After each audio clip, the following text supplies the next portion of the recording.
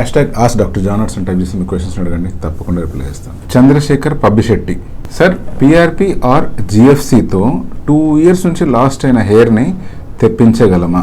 ఈ క్వశ్చన్ని ఆన్సర్ చేయాలంటే డెఫినెట్గా మీ స్కాల్ప్ని ఎగ్జామిన్ చేయడం చాలా అవసరం. బట్ మీకు ఒక జనరల్ ఐడియా ఇవ్వడానికి కొన్ని పాయింట్స్ చెప్తాను.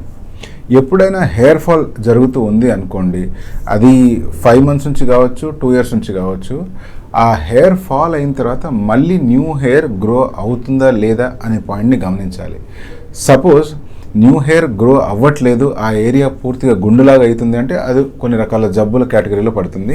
దానికి ఇమీడియట్ ట్రీట్మెంట్ తీసుకోవాలి. మీరు ఈ యూట్యూబ్ రిప్లైస్ కోసం కానీ లేకపోతే ఆన్లైన్లో ట్రీట్మెంట్ సర్చ్ చేసేదానికంటే ఇటువంటి సిచ్యువేషన్లో ఇమీడియట్గా డాక్టర్ దగ్గరికి వెళ్ళి ట్రీట్మెంట్ తీసుకోవడం అవసరం. సపోజ్ మీకు హెయిర్ ఫాల్ అయిన తర్వాత హెయిర్ మళ్ళీ గ్రో అవుతుంది, యథావిధిగా మళ్ళీ పెరుగుతూ ఉంది, యథావిధిగా మళ్ళీ హెయిర్ ఫాల్ అవుతూ ఉంది అనుకోండి. ఇటువంటి సిచ్యువేషన్లో యూజువల్గా మీరు కనుక డైటింగ్ చేస్తుంటేనో లేకపోతే మీకు ఏదైనా న్యూట్రిషనల్ డెఫిషియన్సీ ఉన్నప్పుడు ఇటువంటి హెయిర్ ఫాల్ అవుతూ ఉంటుంది.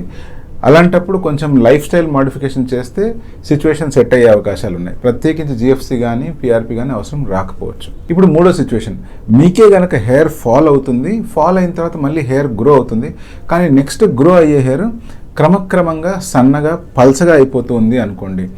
అటువంటి సిచ్యువేషన్లో మీరు డెఫినెట్గా ఎంత అర్లీగా వీలైతే అంత అర్లీగా మెడికేషన్ కావచ్చు, పిఆర్పి కావచ్చు, జిఎఫ్సి కావచ్చు, ట్రీట్మెంట్ స్టార్ట్ చేయాలి. మరి ట్రీట్మెంట్ స్టార్ట్ చేస్తే యథావిధిగా ఇంత ముందున్నటువంటి హెయిర్ మళ్ళీ గ్రో అవుతాయా అంటే కాదు. అట్లీస్ట్ మీకు ఉండే హెయిర్ కాస్త కొంచెం థిక్ అవుతాయి, ఫర్దర్ బాల్డ్ కాకుండా, ఫర్దర్ హెయిర్ లాస్ కాకుండా మనం కాపాడుకోవచ్చు. ఇప్పుడు మీరు అడిగిన ప్రశ్న, 2 years బ్యాక్ లాస్ అయిపోయిన హెయిర్ ఇప్పుడు పిఆర్పి ఆర్ జిఎఫ్సి చేస్తే వస్తాయా అంటే, పిఆర్పి ఆర్ జిఎఫ్సి అలా చేసినప్పుడు బేబీ హెయిర్ మొలిచే అవకాశం అయితే డెఫినెట్గా ఉంది.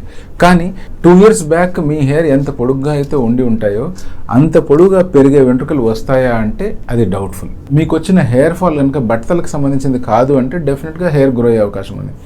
అదే మీకు వచ్చిన హెయిర్ బట్టతలకు సంబంధించింది అనుకోండి, అటువంటి సిచ్యువేషన్లో ఆల్రెడీ 2 years గడిచిపోయింది కాబట్టి పిఆర్పి ఆర్ జిఎఫ్సితో ఉపయోగం ఉండకపోవచ్చు. ఇటువంటి సిచ్యువేషన్లో మళ్ళీ మీకు గ్రోయింగ్ హెయిర్ కావాలి అంటే మాత్రం హెయిర్ ట్రాన్స్ప్లాంటేషన్ ఒక్కటే సరైన మార్గం.